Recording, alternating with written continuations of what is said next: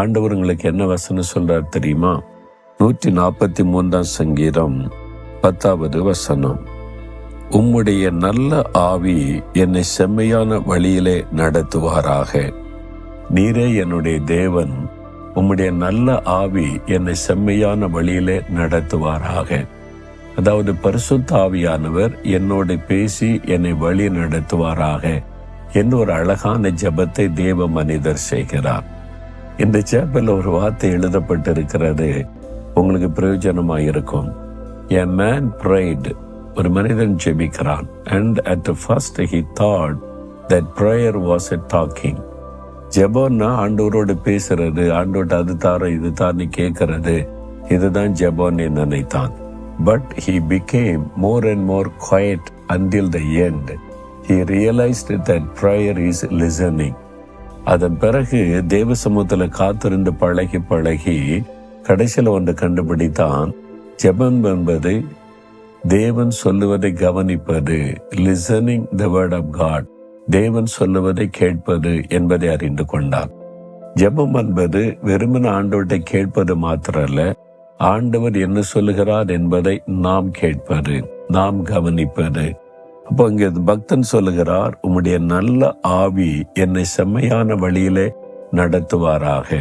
அப்போ பரிசுத்த ஆவியானவர் மூலமாய் ஆண்டவர் நம்மோடு பேசுவதுதான் ஜெபத்தினுடைய ஒரு முழுமையான ஒரு காரியம். நீங்க ஆண்டவர்கிட்ட சொல்லிட்டீங்க உங்க காரியத்தை, ஆண்டவர் என்ன பதில் சொல்றாரு நீ கவனிக்கணும்ல, அதுக்கு தான் அமைதியா காத்திருப்பாரு. என் ஊழியத்தின் ஆரம்ப நாட்கள்ல நான் ரட்சிக்கப்பட்டு கத்தருக்குள்ள வந்த ஆரம்ப காலத்துல ஜெபிக்கணும்னு சொல்லி நானே போய் ஜெபம் பண்ணிக்கிட்டு இருப்பேன். எல்லாத்தையும் ஆண்டவர்கிட்ட சொல்லிக்கொண்டே இருப்பேன். அவ்வளவுதான். ஆண்டவர் என்ன சொல்லுகிறார் என்பதை கவனிக்காமலே வந்துடுவேன். நான் போய் ஜெபிச்சுட்டேன், அவ்வளவுதான்.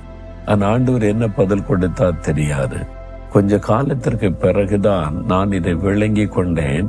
நான் மட்டும் பேசுவது அல்ல ஜெபம், ஆண்டவர் என்னோடு பேசணும், அவர் எனக்கு பதில் கொடுக்கணும், அவர் சொல்லதை நான் கவனிக்கணும் என்பதை விளங்கி கொண்டேன்.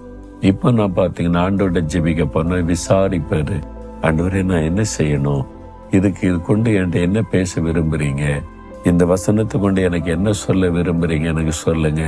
அப்படி காத்து இருக்கும் போது அப்போ ஆவியானவர் நம்முடைய ஆவியோடு இடைப்பட்டு பேசுவதை தெளிவாய் அறிய முடிந்தது. அதன் பிறகுதான் ஜெப நேரம் எனக்கு இனிமையாய் மாறினது. நாம் தேவனோடு பேசுவது, தேவன் நம்மோடு பேசுவது, நாம் பேசுவதை தேவன் கவனிக்கிறார், அவர் பேசுவதை நாம் கவனிக்கணும். இதுதான் ஜெபத்தினுடைய அற்புதமான காரியம். இதை நீங்க பழகிட்டீங்கன்னா நீங்க மனம் திறந்து ஆண்டவரோட பேச ஆரம்பிச்சிருவீங்க. ஆண்டவர் என்ன சொல்லுகிறார் என்பதை கவனிக்க ஆரம்பிச்சிருவீங்க. உங்க வாழ்க்கையில இன்றைக்கு குழப்பத்தோடு இருக்கீங்க, என்ன பண்றேன்னு தெரியல, இந்த தேவைக்கு என்ன பண்ண, இந்த பிரச்சனைக்கு என்ன பண்ண, இந்த போராட்டத்துக்கு என்ன பண்ண, பிசினஸ்ல குடும்பத்துல வேலையில எல்லாத்திலும் போராட்டம், என்ன பண்ணன்னு தெரியலன்னு இருக்கீங்கல்ல, ஆண்டோடைய பாத்துல போங்க, வசனத்தை தியானிங்க, உட்காருங்க, ஆண்டோட்ட மனம் திறந்து பேசுங்க, அமைதியா காத்துருங்க. என்கிட்ட பேசுங்க ஆண்டவரே, என்னை அவர் பேசுகிறத நீங்க கேட்க முடியும்.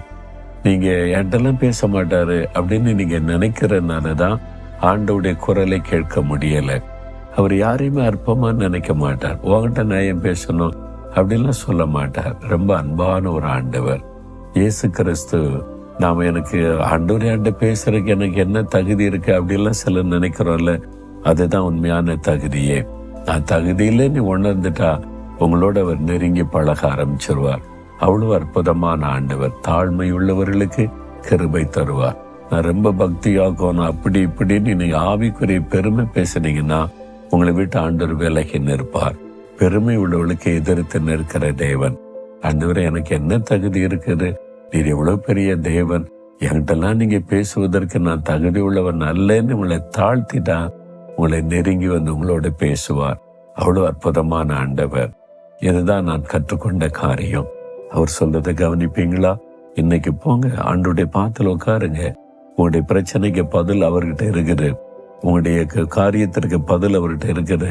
அவர் பேச விரும்புகிறார். இன்னைக்கு அமர்ந்திருந்து கவனிங்க, உங்களோட பேசுவார்.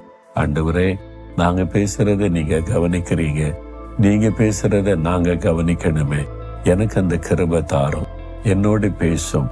இந்த மகள், இந்த மகன் அவங்க தாகத்தோடு ஜெபிக்கிறாங்க. ஒவ்வொருவரோடு நீர் பேசி அவளுக்கு தெளிவான வழி நடத்துதலை தாரும். இயேசுவின் நாமத்தில் ஜெபிக்கிறேன். ஆமேன், ஆமேன்.